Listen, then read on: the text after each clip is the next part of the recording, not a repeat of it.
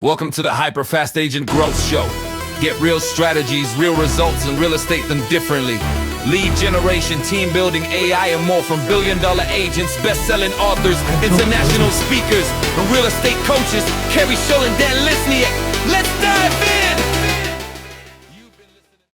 All right, welcome back to the HyperFast Agent Growth Show. We've got another panel episode today where we are taking on some of the biggest questions that real estate agents have, some of the biggest things that are going on in our industry in the news, and you're going to hear answers from practitioners, people that are actually doing it. So this isn't a show where you're going to hear from people that have never done it or sold homes like 10 or 20 years ago, right? These are all people today on the panel, as always, that are in the grind each and every day, and we're going to share with you what is working at a high level. So welcome to the panel, Carl Svenson and James Buckley. Hey, happy to be here.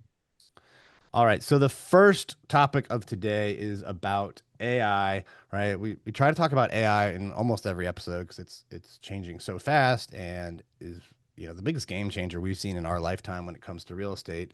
And today we have an article from Tim and Julie Harris that they wrote for that was on Housing Wire, and it's about what AI is doing to the real estate agent personal brand. And ever since the rise of social media, we've been on this 10, 15-year run, maybe if you were early, where people could make money by creating content, and primarily because a lot of people didn't do it. A lot of people were slow to adapt. So the people that really focused went all in. Many of them have done well with this strategy.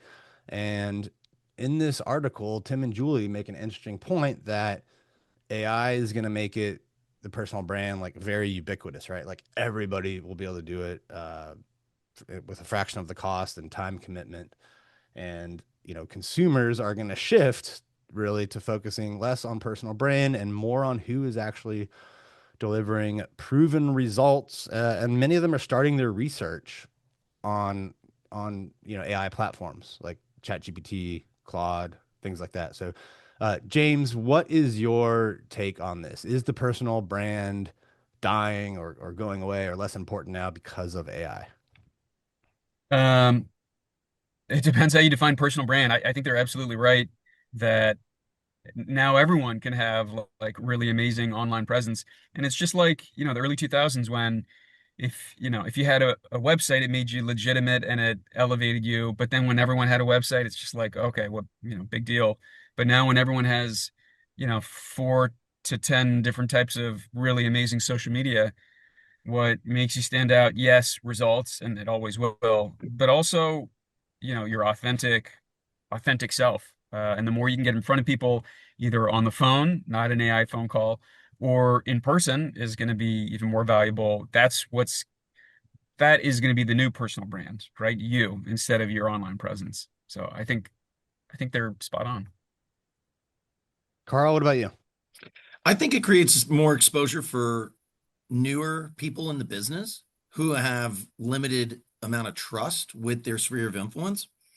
Because, like, take James, for example. Like, I trust James. And so if I see James post something, I know that James isn't going to dupe me or trick me, right? That's the biggest thing I think with AI is that it, like, now, like, it used to be, hey, I need video proof to believe something.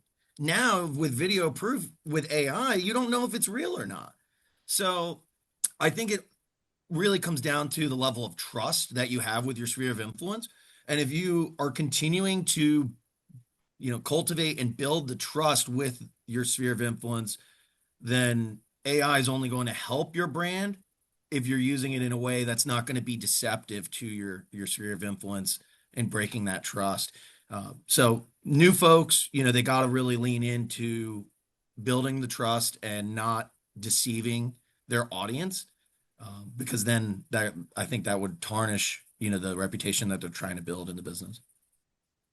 Yeah, well, I think for your sphere of influence, your database, like, yeah, if you do a good job of doing the basic, maybe even some people call it boring work of real estate, right? Calling them, staying in touch, having events, having coffees. Yeah, like AI personal branding from other agents, that's not going to take that away, right? So for that segment of your business, like, lean in and do the daily work, right? The other kind of aspect of this, I'm going to share this article here, which I don't think I brought up when we were talking before the show, but it's kind of interesting here. This is a new report that came out. 91% of real estate agents are invisible to AI.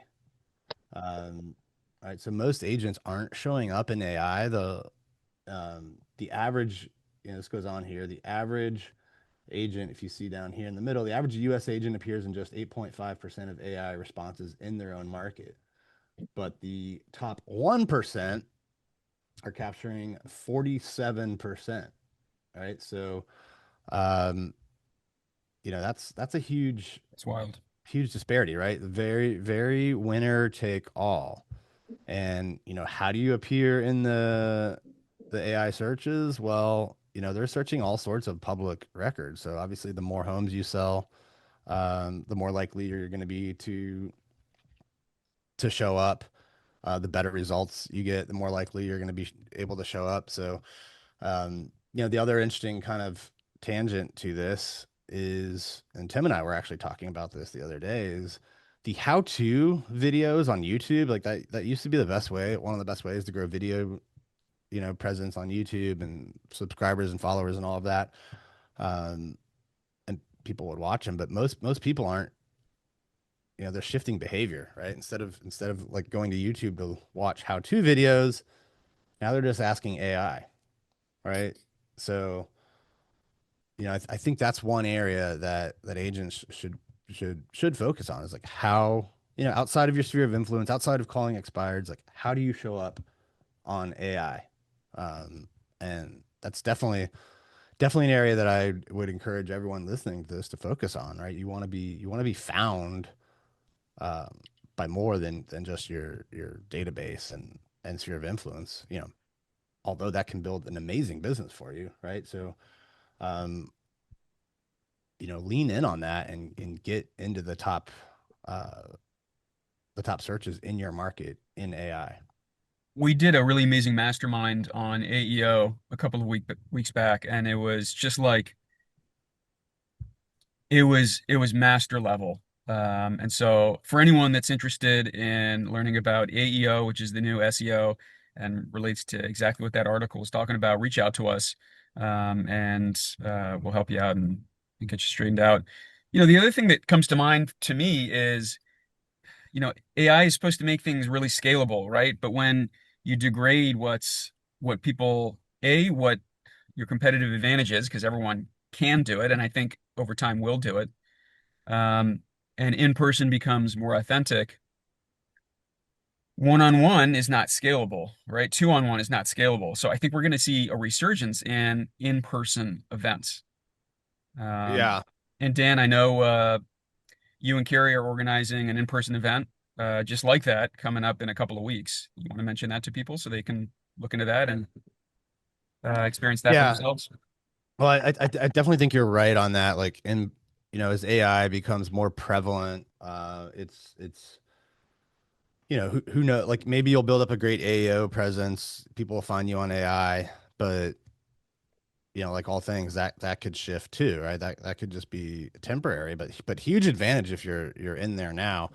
I think in person though could become like the new luxury experience, right? When you're talking about like high end homes, and like people, sellers and buyers will feel that it's a luxury that they get to predominantly interact with a human instead of more AI. So for your niche focus, your boutique, your luxury, definitely lean in on the in person. As far as real estate agents go, yes, we are putting together an in-person event, huge event. We used to put on two, three, even 400 person events before COVID, and after COVID, we scaled back on the size of those. But this year, we're going big again. We want to get real estate agents together. We want them to be able to learn from people that have built teams, built businesses, sold a lot of homes. All right, so we've put together this amazing amazing speaker lineup for the HyperFast Agent Summit, which is going to be on May 6th in Chantilly, Virginia, just outside of DC. Uh, Keynote speakers John Cheplack. He is a legend when it comes to coaching teams. He's helped scale teams even in this market, master it at scale, master at recruiting, master at really helping you boil down the metrics to look at for your daily activities as well. So just an amazing human being. So he will be uh, the big keynote speaker. And then we've got a ton of other real estate agents, team leaders, industry leaders, some people with some very specific AI experience. And Carrie and I will be launching something along with them at the event that will really help AI, put your business on, like rocket fuel, right? You'll be able to get a lot more done, get a lot more efficient. So this event, we've made it as cheap as ever to get to, especially for the general admission. And then we also have a VIP option for people that want to meet the speakers, want to have a private lunch with John Cheplack, and want to come back to our office the next day for a full day-long mastermind. So we will put a link to get the tickets in the show notes and in the comments, and lock up your tickets. These events are always amazing, not just from who you learn from on stage, but the people you meet with. You'll get ideas from them as well. Um, it's different than learning online because like you're there, there's more energy, you'll have more commitment to actually following through and implementing everything that you'll learn. So we want to see you in Chantilly, May 6th at the HyperFast Agent Summit, and we will have a link to it everywhere around, where we post for this. So can't wait to see you there. But yeah, in person, I think is going to be the one of the ways to differentiate, especially when it comes to the high end. Carl, what do you think on the in person value of that right now with what AI is doing? I mean, it's all going to come down to, back to basics, right? Shaking hands, kissing babies, building relationships face to face is going to put people in a stronger position, especially like you said, on like in a luxury market or higher price points. People want to know who they're doing business with, right? And it's crazy how like we went to the most virtual world during COVID. People were buying houses sight unseen, and now we've seen like a complete reversal of that. Where like the conversations that I've had over the last 6 months with a lot of buyers is that it would be crazy to not look at the house before making an offer. Um, so yeah, I think that we've seen a complete reversal on that. Yeah, I definitely do as well. Next topic I want to move on to is and this kind of fits into something else we were talking about right before the show.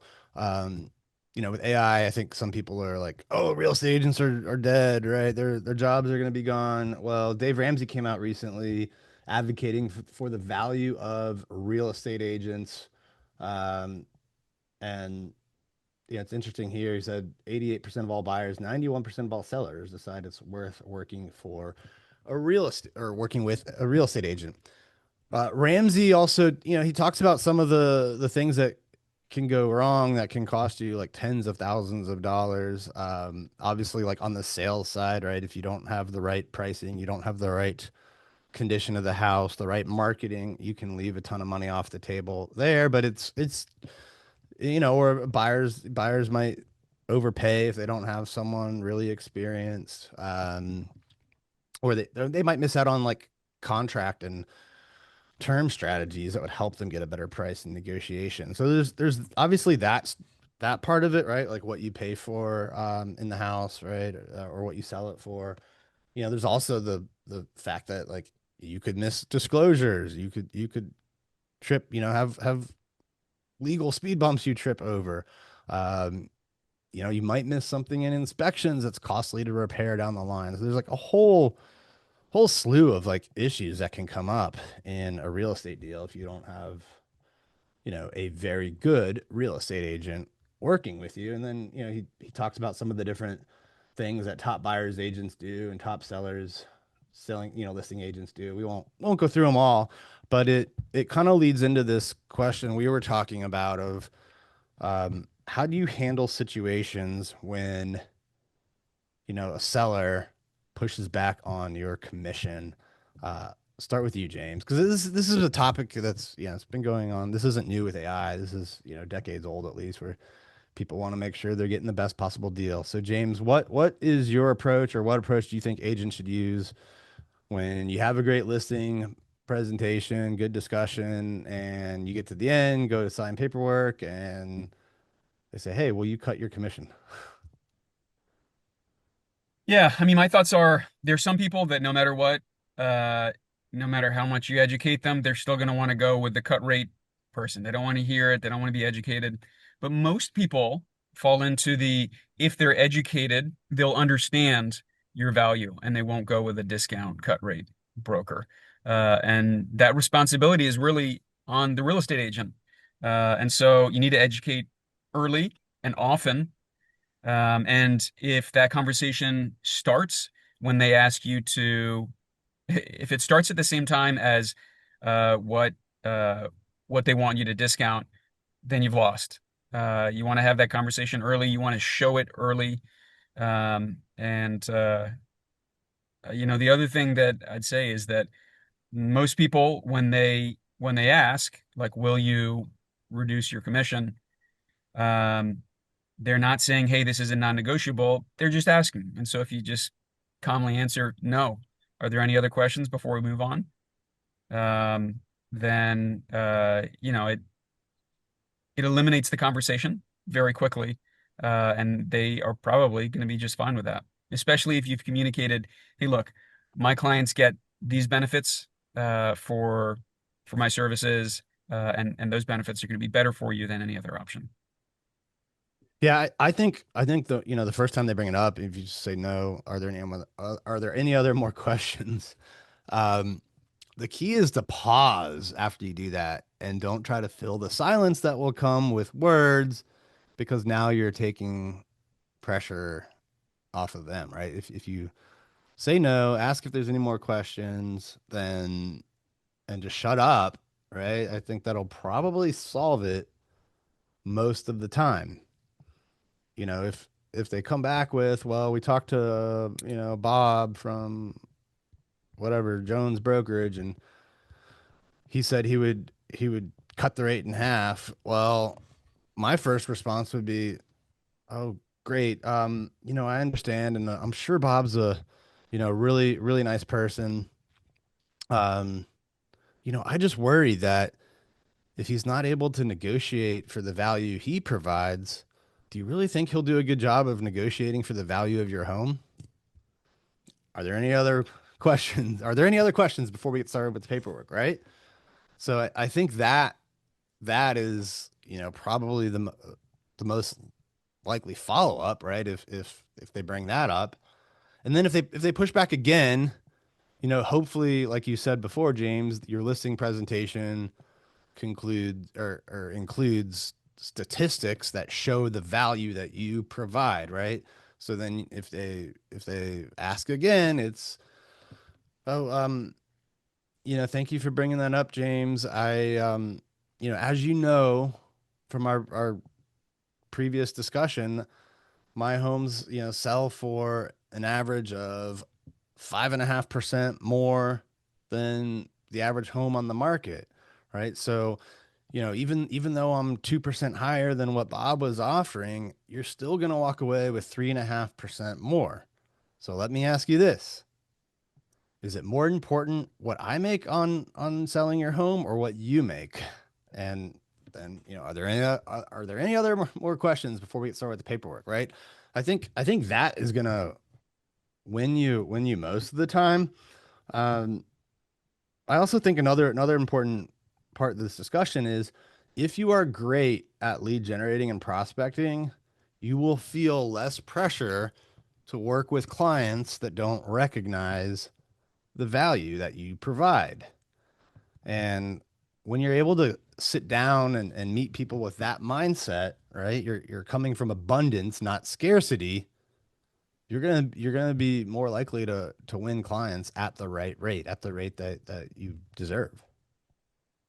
Carl, what about you? I mean, I know in your line of work as a loan officer, you probably get a lot of people that are like shopping rates, looking online, and I'm sure many of those online lenders, it's sometimes it's probably a bait and switch. Other times, yeah, maybe the rate is a quarter point lower, but they can't get the closing on time, or it's a much more stressful process. So how do you handle the loan rate payback? Because like in your line of work, you're in the same industry as us, but you're probably like your compensation's not directly tied to the rate you charge. So you're not and consumers, I don't think, look at lenders the same way as agents. But they're competing on like a rate typically, that the company provides. So how do you handle the rate pushback?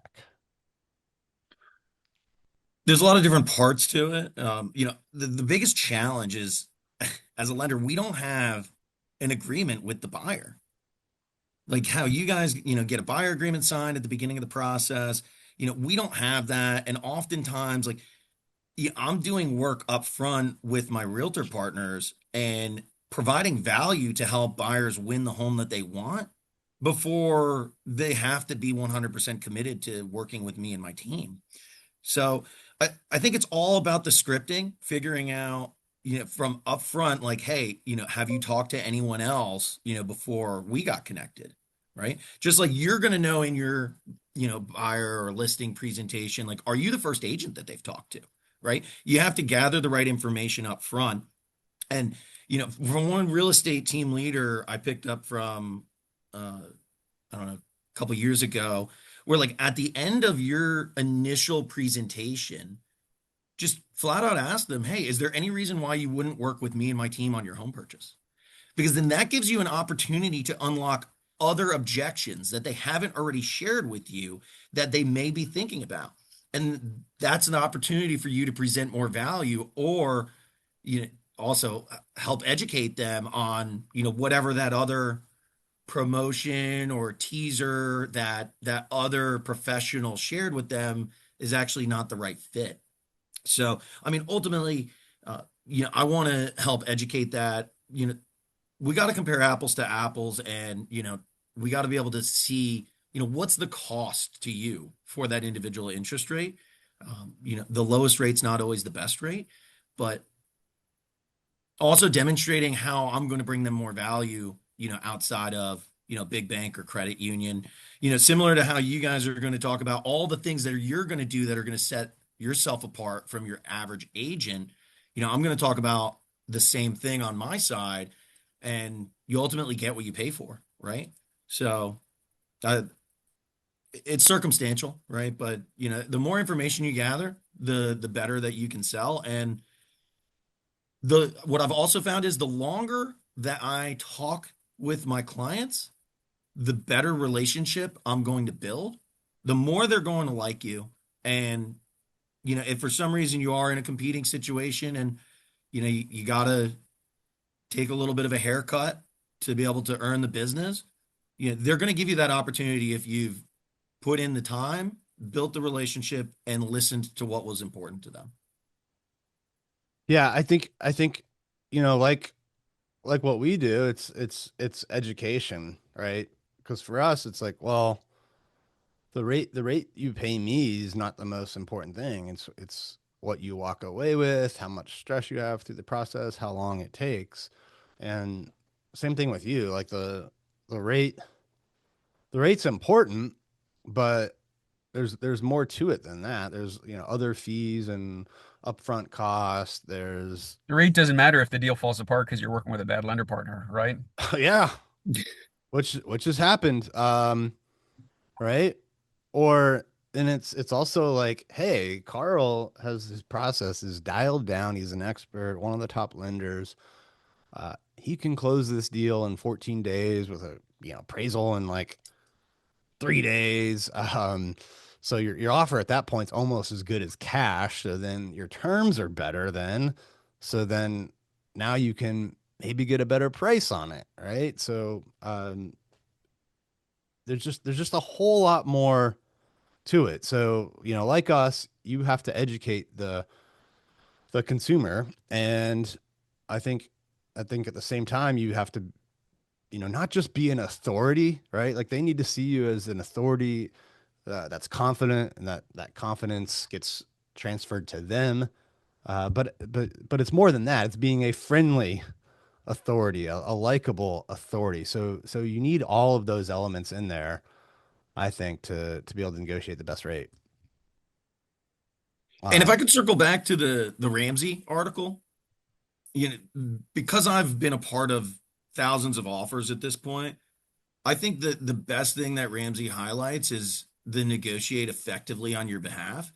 And from a buyer side standpoint, I think what negotiate effectively means from a value standpoint is how do you make a deal happen when it was somewhat unlikely, or when the buyer thought they weren't going to win the house, right? Because, some of the agents that I've worked with, I've seen a deal where I didn't think it was going to happen, and they got creative with how the offer was structured, and got immediate real-time feedback, in the negotiation process to be able to pivot and bring solutions to the buyer instead of just letting letting it sit there.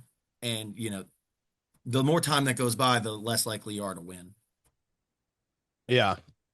Oh, we lost James for a second, but he's coming back in. Um, yeah, and I think that's a good segue to our final topic here. Um, move up buyers, amazing clients to have, right? They're also some of the ones that are probably hit hardest by the interest rate, challenges we've had the last few years. But a common issue they have is like, okay, they found the right home, but then they have a home to sell still, right? And and a lot of times they're not confident in just putting their home on the market and then going and finding the right home. So there can be a lot of financial pressure, time pressure, just overall challenges coordinating this. So, and there's a lot of different ways to solve this issue, and a lot of different creative solutions you can do. So, James, what are some of the things that you do to help move up buyers, right, when they have a home to sell, but they found the home they love? Yeah, absolutely. I mean, there's no one size fits all. Really, you got to ask a lot of questions. You got to understand all the moving pieces. Because if you think you know, because you haven't asked enough questions, there could be some issue. Like I don't know, maybe you didn't realize schools were like super crazy important, or that they're going on vacation for this week and it's gonna cause a problem. So the more questions you ask, and then understanding, what they are sensitive to, because everyone's different, and sensitive to different things. Some people are willing to rent a furnished home for a month in between, but other people are like, why would I want to do that? That makes no sense. So ask lots of questions, understand pain points, and then educate with solutions, and really like get into the details. And so, there are lots of solutions. Your lender partner is going to be crucially important to give additional financing um, options and opportunities, but also being prepared. Like, if someone has a home to sell as well, then do the work up front and do pre-marketing for that home so that you generate lots of buyers, so that it gives you more options. And more options are better. You can be more nimble and move more quickly. And sometimes buyers want to identify the property that they want to buy before they sell. Sometimes they want to have their home under contract before they put the new one under contract. So it's very three-dimensional, four-dimensional. Yeah. One thing that I've had success with, and Carrie has, we've done for over a decade, is a guaranteed sales program where we actually offer them a guaranteed price. It's better than what you'll get from those guys that, with the "We Buy Ugly Houses" signs, and we kind of get the best of both worlds, and so do they, right? We will um, put their home on the market, let them write a non-contingent offer, and then, if it doesn't sell in time, like, we basically step in, we buy it at a agreed upon price. It's less than the listing price. And then we roll in, basically 3 commissions into that. So it really helps with the down payment costs, like if we have to buy it, right? Because we have the 2 commissions from the listing, the listing and buyer side, and the commission on what they're buying. And um, everyone we've ever offered that to has had a great experience. The home, either sold and they netted more money than they thought they would, and then, and there have been a few cases where we actually bought the home, turned it into a rental, and then, sold it on our terms, down the road on a better time, or whatever. So, um, and the clients where that's happened have absolutely loved us, because we provided a solution that no one else, you know, that they talked to, at least, was willing to offer. So the guaranteed sales program, that is a great option. It's one of the things we teach our agents who, join our group at EXP. So, just so you guys know, I'll mention real quickly, like, if you join us at EXP Realty, you get all the benefits that EXP Realty offers: the lower commissions, the great tech platforms, the ability to keep more of the money you earn, and the ability to get stock awards and earn revenue share, right? To build an actual business that pays you recurring money the third week of every month, like we're about to get paid, you know, um, for March here. So, revenue share has been amazing for the agents that have leaned into that aspect of EXP. But in addition to all of that, when you partner with us in our group at EXP Realty with James or Nick or myself or Carl when he gets his license, you get over $40,000 of additional training, coaching, and benefits from, myself, Carrie Scholl, Tim and Julie Harris. We do weekly masterminds, team leader masterminds. You get access to all sorts of on-demand training. So, you get a lot of tools to really help grow your sales business and your revenue share business, right? Like when you help grow EXP Realty with us, you get paid each and every month that agents in your group close deals, and they're not paying you too. That's the great thing. It comes from EXP Realty's portion of it. So if you want to learn more about that, you can reach out to any of us here. We'd be honored to have that conversation for you. One last solution, though, I want to talk about for move-up buyers is a unique one that Carl offers, and I think it, it's better than any version of what I've ever seen before. So, Carl? Are you talking about the cross-collateralized bridge loan? Yes, whatever that magic is. Yes. Yeah, text me bridge at 804-665-4344. When you have a move-up buyer, I guess let me preface this with, I always talk about how I like to put my realtor hat on so I can be a better partner to my realtor friends. But really the best agents that I work with, they put their lender hat on. And you really need to have a good financial needs analysis with your buyers. You need to know how much money do they make? How much money do they have on hand in cash? Because when you're doing a move up transaction, it's a ginormous math puzzle. And we need to figure out, what are our weak points? Is our weak point the income? Is our weak point like liquidity? Are they, equity rich, cash poor? Or because if you have strong income, strong liquidity, AKA you can get approved with non-contingent, and you have the liquidity to be able to put money down on the new house, then you don't need a bridge, right? But let's be honest, most people are not going to be that buyer. Most people are going to have a shortfall of either documentable income to qualify for both mortgages, or liquidity, aka they need equity out of their current home. So we need to figure out what that pain point is, so that way we can pair them with the right solution. And sometimes we're going to present more than one potential solution. What that's going to look like is going to depend on ultimately the house that they want to buy, right?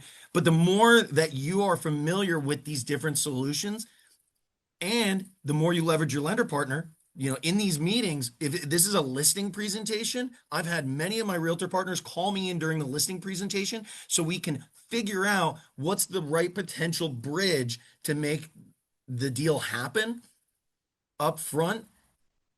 Much higher chance that you're going to sign that listing, because those are all the potential objections that the seller and buyer, it's a seller and a buyer, that they're going to have. They're not going to list their house with you unless you can overcome those objections and provide a smooth runway for them to land that plan. Yeah, the better dialed in you are with a lender like Carl, the more solutions you're going to be able to offer move-up buyers, right? Whether it's a bridge loan, a guaranteed sales program, figuring out if you can do short-term housing for them, pre-marketing their home. Like, you want to go into that meeting with a ton of tools in your tool belt, and you want to be the person that's the one-stop shop that can solve all issues, right? Solve all problems. That will help build you as the friendly authority, the person that can get it done, and probably ultimately also lead to you having more visibility in the AI searches. So all of these things work together. As we wrap up, though, we talked a lot of different things about growing your business. Don't sleep on the basics, right?